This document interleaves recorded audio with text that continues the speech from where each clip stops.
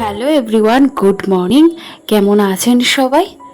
Everyday every টাইমের আরও একটা ব্লগে আপনাদের সবাইকে স্বাগত জানাই। এখন 8টা মতো বাজে, আর আজকে হলো শুক্রবার। আজকে কি হয়েছে জানেন? আজকে না এতটা ঘুম থেকে উঠতে দেরি হয়ে গেছে। আসলে গতকালকে রাত্রিরে তো আমার শোনা পড়ে অনেকটা রাত অবধি, প্রায় ভোরবেলা 5টা অবধিও পড়াশোনা করেছে।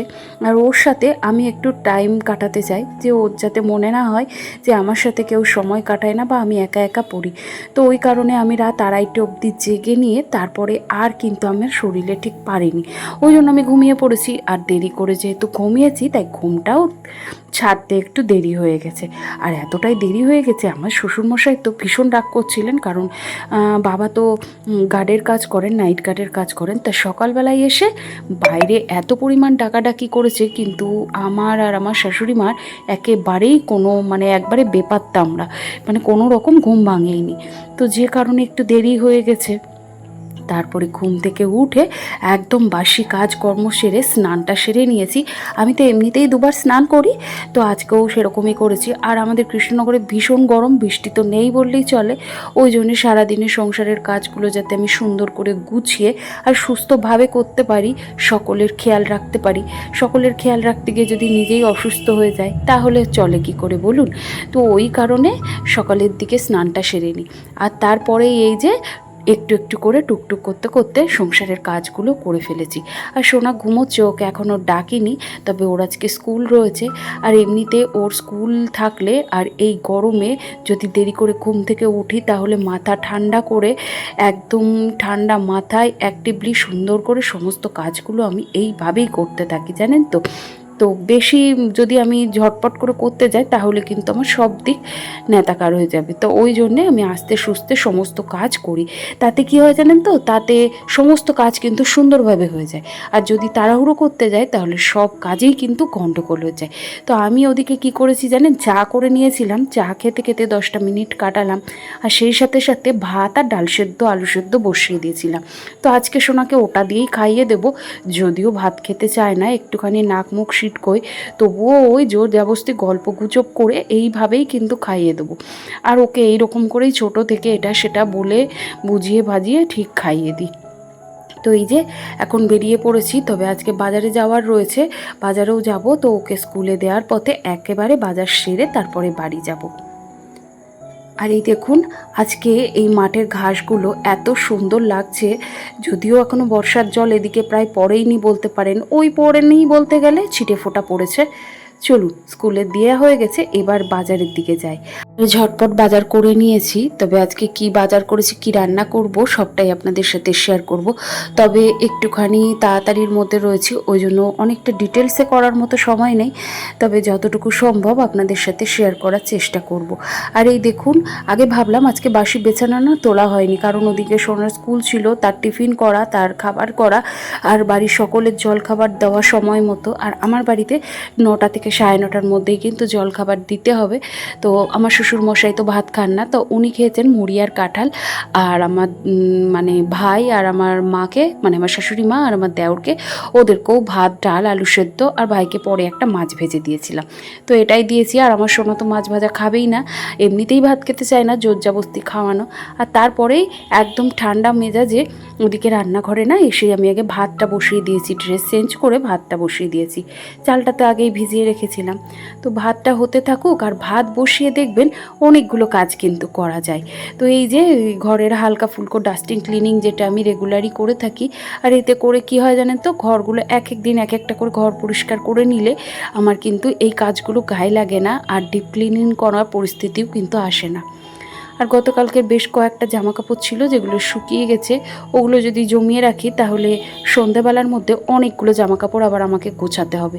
তো সেই কারণে একদম আলনাটাকে সুন্দর করে গুছিয়ে নিলাম। আর আমার ঘরের মধ্যে যেহেতু আলনা রয়েছে, তো আলনাটাকে সবসময় আমি এরকম সাজিয়ে গুছিয়ে রাখতে কিন্তু বেশি পছন্দ করি। আর এই ঘর দোর গোছানো, টিপটপ রাখা, পয় পরিষ্কার রাখা, এইসব ছোট ছোট বিষয়গুলো আমি প্রত্যেক দিন চেষ্টা করি আমার কাজের মধ্যে দিয়ে মেনটেন করার, তাতে করে অনেকটাই ভালো থাকি। আর এইভাবে নিজেরও কষ্টটা একটু কম হয়। এইভাবে যদি বুদ্ধি করে কাজ করা যায় না, তাহলে দেরি হলেও দেখবেন সমস্ত কাজ কিন্তু সময় মতো হয়ে যাবে। আর আমি সপ্তাহে একটা দিন এইভাবে হাত দিয়ে ঘরদোর মুছি। এমনিতে মপ ব্যবহার করি, তবে এত বড় ঘরদোর মুছতে গেলে না একটুখানি মাজার প্রবলেম হয়, তো ওই কারণে হাত দিয়ে মোছা হয় না। তবে আজকে ইচ্ছে হলো একটু হাত দিয়েই মুছি, তবে চেষ্টা করি। জানেন তো, আগেকার মানুষরা এটা দেখেছি, যারা যত খাটতো তত কিন্তু তারা ভালো থাকতো। আর আমরা সমস্ত ইলেকট্রনিক্সের জিনিস ব্যবহার করতে করতে আমাদের দেহটাই যেন একদম ইলেকট্রনিক্সের মতো হয়ে গেছে। যখন চলি তখন ভালো থাকি, আবার মাঝে মধ্যেই কিন্তু বিগড়ে যায়, তাই না?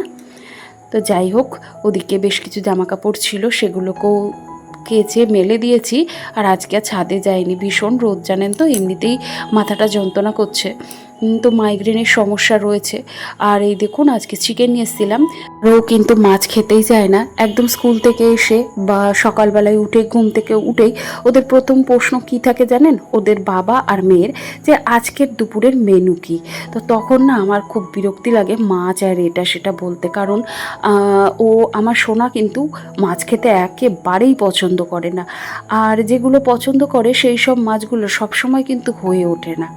যখন হয় তখন খায়, তবে যখন হয় না তখন কিন্তু একেবারেই খেতে চায় না।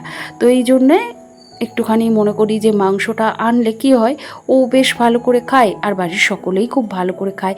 আর সেই সাথে সাথে নিজেরও একটু ফাঁকিবাজি আর কি রান্নাটা হয়ে যায়। মাংস করলে মাংস আর একটা তরকারি করলেই কিন্তু হয়ে যায়, আর মাছ করলে কিন্তু সেটা হয় না, আলাদা করে আরও অনেক কিছু করতে হয়।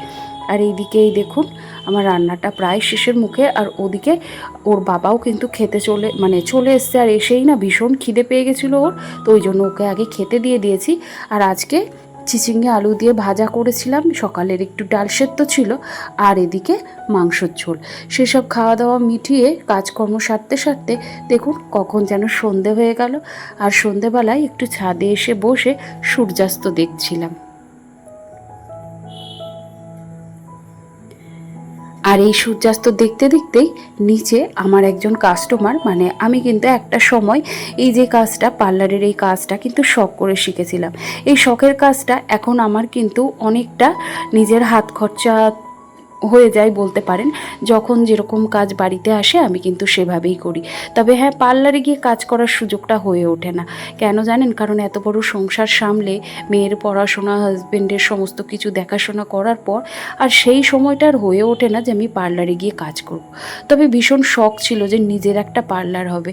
জানি না সেই আশা কোনো দিন পূর্ণ হবে কি না। তবে যাই হোক, সেই সমস্ত কাজ এখন একটু একটু করে করছি। আর সেটা করতে করতেই এদিকে দেখুন সন্ধ্যাবেলায় দুধটা জাল দিয়ে নিচ্ছি। আজকে এই দুধটা আমি চায়ের জন্যই আনি। তো চা খেতে আমার মেয়ে ভীষণ ভালোবাসে দুধ চা, ওই জন্য এই গরুর দুধ আনা হয়, প্যাকেট দুধ আর কি। তো সেটাকে জাল দিয়ে নিলাম, আর মায়ের জন্যে লিকার চা নামিয়ে রেখে আমাদের জন্য একটু দুধ চা করলাম। আর এই দুধ চায় না একটু এলাচ আর একটু আদা যদি থেতো করে দেওয়া যায়, খেতে কিন্তু দুর্দান্ত হয়। চলুন এখন চাটা খেয়ে নিই। আর আমার আজকের ভ্লগটা আপনাদের কেমন লাগলো অবশ্যই কিন্তু জানাবেন। যদি কোথাও ভালো লাগে তাহলে প্লিজ একটা লাইক করে দেবেন। তাহলে চলুন আজকের মতো ভিডিওটা আমি এখানেই শেষ করছি। সবাই খুব ভালো থাকবেন, সুস্থ থাকবেন। দেখা হবে খুব তাড়াতাড়ি।